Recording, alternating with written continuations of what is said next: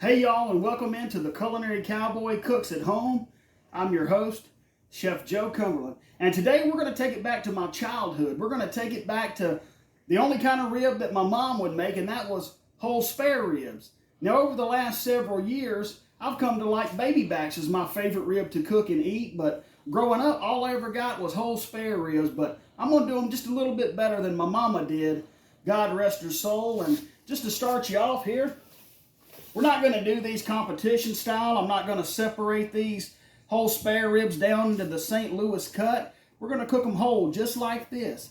I removed very little of the membrane on the back because, hey, this is just for a simple family dinner, right? Some of that thick white skin, that white fat on the back of the whole spare rib, we can leave that there because that's going to render during our smoke, going to give us some great flavor at the end. Now, I have simply seasoned these spare ribs quite liberally with Pickin N Grillin all-purpose barbecue rub. Now, this is the rub that I highly recommend for whole spare ribs. Now, you could certainly layer this with Pickin N Grillin sweet buttery pecan if you'd like, but for this simple family dinner, hey, this right here is going to give you a great color. It's going to give you a great flavor. This is what I recommend. Now, if you're in Mississippi, you're close to somewhere that keeps this in stock. If you're in the Jackson area, Grills of Mississippi is a good choice. In the Meridian area, go see our friends at the back porch. You can also check out Scotty Chun of Pickin N Grillin BBQ. He's there at the back porch on Thursday, Friday, and Saturday, cooking up the best barbecue in this area. If you're not near a store that has it, hey, go on the website, pickinandgrillin.com. You can order it there, as well as the salsas and the other rubs that they carry. All the major barbecue sites, they carry it. Pickin N Grillin website, Grills of Mississippi website, you can go there and get it. If you're not near a store that has it and you don't want to order online and wait, y'all, the rub you use really dictates how your spare ribs are going to turn out. If you're not near a store that has this, you don't want to go online, you can go to Walmart, you can go to Kroger. Pretty much Killer Hogs, their barbecue rub, and Heath Rile's sweet barbecue rub, they will work as well, and they're in a lot of the big box stores now. So chances are you can find it. But hey, what do you say? Let's put these on the smoker and let's get started. Y'all come on.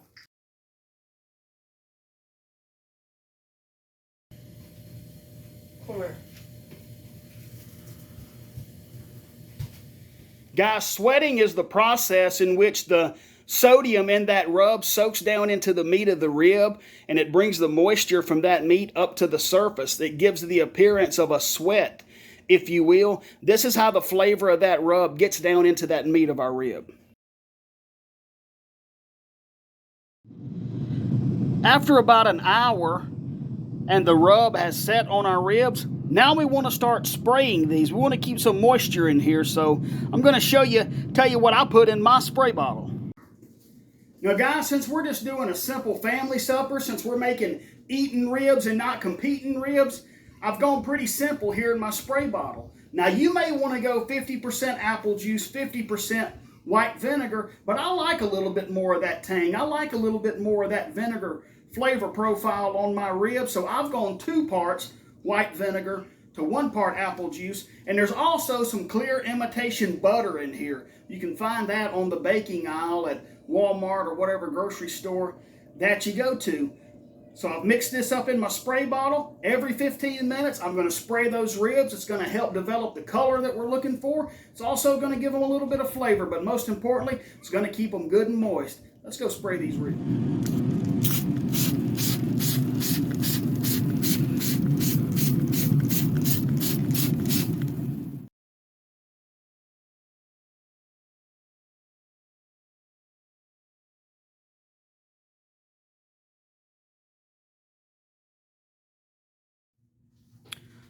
So after about 2 hours and 15 minutes, I'm now at that mahogany color on my spare ribs. So I've pulled them, I've brought them inside, and now I am getting ready to do the wrap process. So for my wrap, being that these are eating ribs and not competing ribs, again, we're going to go kind of simple. We're going to need some of that spray that we've been using, spraying on the ribs. We're going to need some squeezed butter. You can use any type of butter you like here, but this Parquet squeezed butter really comes in handy. Some brown sugar, some of that good old Pickin N Grillin original barbecue sauce. You can use the Aloha if you want that mango pineapple flavor, if you want to do something a little bit different with your ribs. And then, of course, like I told you about earlier, that Pickin N Grillin all-purpose seasoning. This is what's going to go in our wrap. Now let's assemble. The first thing we're going to do is we're just going to take that spray that we've been using, put a little bit right down the middle, just like that, because, hey, why not? Then we're going to take some squeezed butter. You can use anything you like, but the squeezed butter is just so convenient. Kind of just like that right there. Then we're going to take some brown sugar. Now remember, these are eating ribs, not competing ribs, so I don't want them super sweet, so I'm just going to sprinkle just a little bit down there. About like that right there. Then I'm going to take some of that liquid gold, some of that Pickin N Grillin original sauce. Put me a line down there, about like that. Some of that AP rub, that Pickin N Grillin all-purpose that we talked about earlier. Just kind of cover this whole mixture in that right there. Then I'm going to take my whole spare ribs here that we've gotten to a beautiful mahogany color, and I'm going to put it meat side down, right on top of that. And then the exact same way we built that bottom layer, we're going to do the top layer right here on these bones the same way.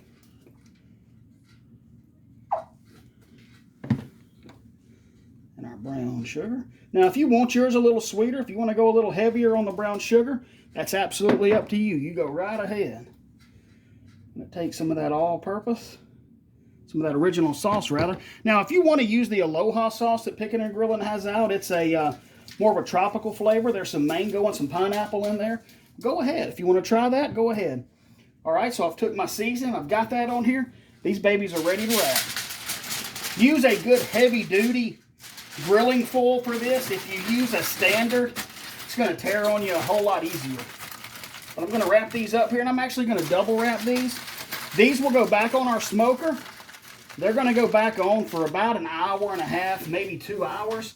I don't want them falling off the bone. I just want to be able to put a toothpick in them or a thermopore, whatever it is, and know that they're good and tender. If you want yours to go to fall off the bone, if you want them that tender, hey, you do you, and I'll do me, and that's fine. But even though this isn't a competition, I still like a little chew. I still like having a little bite to my rib. I don't really want them falling off the bone. So they're good and wrapped up.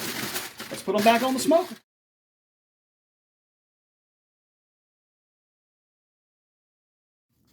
Now that our ribs have come to the tenderness that we want them, we're going to take them off the smoker. I've drained our liquid off that was on here. I've rolled down the sides of this foil, and I'm just getting ready to sauce my ribs, and then we'll put them back in the smoker for this sauce to set. Of course, I'm using that Pickin N Grillin original sauce. Just going to put a line down the back of them here. I've got a brush here. You can find these in the barbecue section. You can get a pastry brush in the baking section. Wherever you shop, this is good to have for these things. When you go to a barbecue store such as Grills in Mississippi or somewhere, they have barbecue mops. They're good as well. But this is just a silicone brush here. Just going to kind of paint this sauce on. Don't want to get it too thick.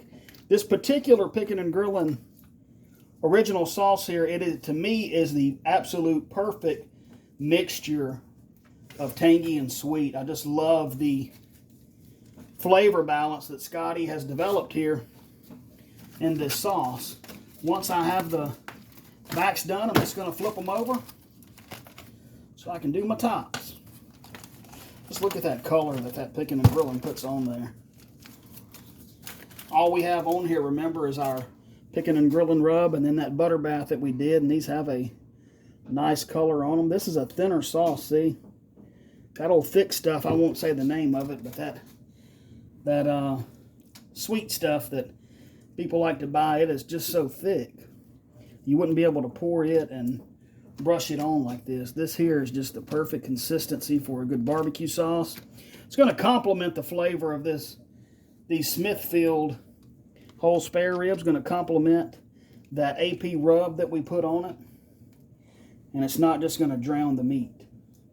We're not just going to taste sauce when we bite into these. We're going to have a nice little complement. nice flavors of everything that we've put on here. So I'm going to put these back on the smoker for about 20 minutes, let this sauce set up on there intact. Just look at that color. These are already beautiful. About 20 more minutes and they'll be ready to cut and eat. Let's put them back on the smoker.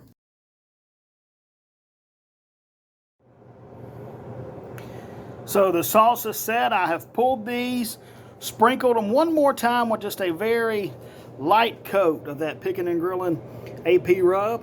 Let's cut them and eat. And here we are, cut up the finished product. And one advantage to cooking the whole spare rib is you get some wonderful rib tips.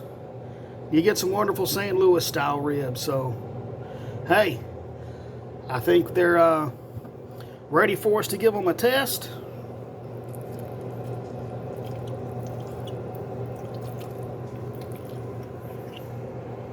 Yeah, those are good. Well, thanks for joining me, y'all, on this episode as we learned how to make spare ribs. Absolutely delicious. Won't you join me again next time as we tackle one of my favorite desserts? Very eclectic dessert, but one that many are a little bit weary of trying on their own, but it's amazingly super simple to make. That dessert is creme brulee. Once again, hope you learned something today. Thanks for joining us.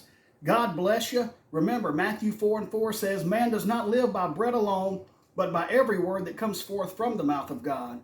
Tell somebody you love them today. Hell state. God bless. We'll see y'all next time.